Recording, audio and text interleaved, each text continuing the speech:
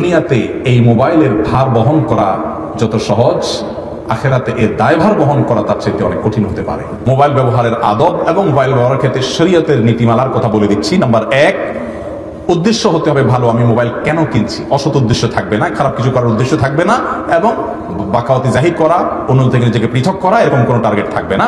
Number 2, আমরা যখন মোবাইলে কথা বলবো, কল করব, ডায়াল করব, তো প্রথমে যিনি ডায়াল করবেন তিনি সালাম দিবেন, এটি তার উপরে বর্তা, তিনি সালাম দিবেন।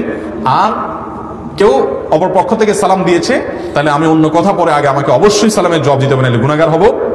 হ্যালো টেলো এগুলা বললেও পরে বলেন, আগে সালাম দিবেন। নাম্বার 3, মোবাইল ব্যবহার করার ক্ষেত্রে আমরা যখন কথাবার্তা বলবো, অপ্রয়োজনীয় কথা বলবো না, এবং অহেতুক দরকারি কথা বলতে গিয়ে অনেক বেশি সময় নষ্ট করবো না। বিশেষ করে যখন কোনো কথা কাটাকাটি, গন্ডগোল ফাসাদ হতে যাবে, সাথে সাথে অন্যদিকে আমরা ফিরে যাব।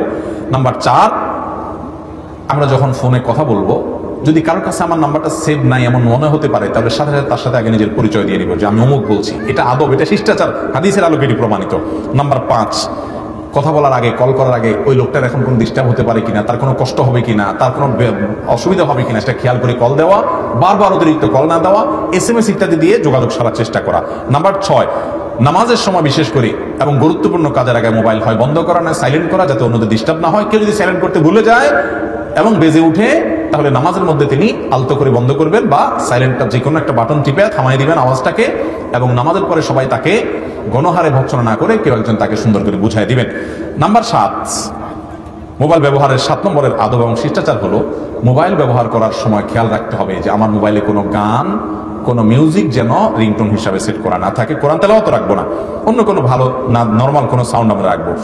নাম্বার 8, বড়দের সামনে, মা বাবার সামনে, শিক্ষকদের সামনে, গুরুত্বপূর্ণ মিটিংয়ে বা যে কোনো ব্যক্তির সাথে আপনি যখন কথা বলবেন, তখন মোবাইল টিপি করবেন না। এটা আদবের খেলাফ, শিষ্টাচারের খেলাফ, এটা অভদ্রতা, অসৌজন্যতা, ওই লোকটার প্রতি অসম্মান হয়। হাদিসের আলোকে এটি একেবারে স্পষ্ট প্রমাণিত, যেটা আমরা বিস্তারিত বলেছি। নাম্বার 9, আপনি যখন কথা বলবেন কারোর সাথে, অন্য লোকরা থাকলে সেখানে হঠাৎ করে লাউড স্পিকার দিয়ে দিবেন না। এটি যে ব্যক্তি কথা বলছেন তার প্রাইভেসি নষ্ট হয়, তার আমানতের খেয়ানত হয়, গুনাহ হয়। এবং বিশেষ করে যখন কথা বলে আপনি তার কথাগুলো রেকর্ড করে রাখলেন, তার ভয়েস রেকর্ডটাকে অন্য কারোর কাছে ফরওয়ার্ড করলেন তার অনুমতি ছাড়া, যেখানে তিনি অসন্তুষ্ট হবেন, এটা করা যাবে না। নাম্বার 10, ছবি তোলার ক্ষেত্রে বিশেষ করে যথাসম্ভব অপ্রয়োজনীয় ছবি না তোলা। আর যদি একান্ত তুলতে হয় তুলবেন, কিন্তু কারোর ব্যক্তিত্ব বা কারোর প্রাইভেসি, পার্সোনালিটি নষ্ট হয় এরকম কিছু, বিশেষ করে মেয়েরা ছেলেদের পরস্পর ছবি গোপনে তুলে মজা নেওয়া, এগুলো করা যাবে না, এগুলো গুনাহের কথা।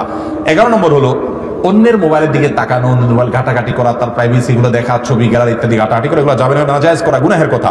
12 নম্বর হলো মোবাইলের সবচেয়ে বেশি অপরাধ হয়ে থাকে চোখের গুনাহ, সেটা হারাম ভিডিও দেখে, হারাম কোনো রগরগে বর্ণনা পড়ে, কিংবা হারাম কোনো ছবি দেখে, এগুলো থেকে নিজেকে বাঁচানোর জন্য সংগ্রাম করতে হবে। যদি না বাঁচাতে পারেন, প্রয়োজনে স্মার্টফোন বিক্রি করে নর্মাল ফোনে চলে যান, তারপর আপনাকে গুনাহ থেকে বাঁচতে হবে ভাইরা। আর 13 নম্বর হলো মোবাইলে সময় কাটানোর জন্য গেমস খেলা, অযথা ফেসবুক, ইউটিউবে স্ক্রল করতে করতে ঘন্টাকে ঘন্টা অপচয় করা, এটা থেকে বেঁচে থাকতে হবে। এটা মোবাইলের সবচেয়ে বড় রোগগুলোর মধ্যে একটা।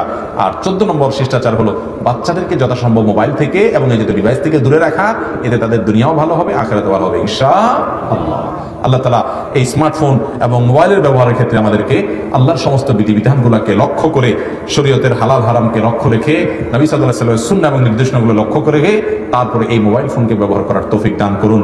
আর না হলে, যেটি বারবার বলছি সেটি আবার বলছি, দুনিয়াতে এই মোবাইলের ভার বহন করা যত সহজ, আখিরাতে এর দায়ভার বহন করা তার চেয়ে অনেক কঠিন হতে পারে।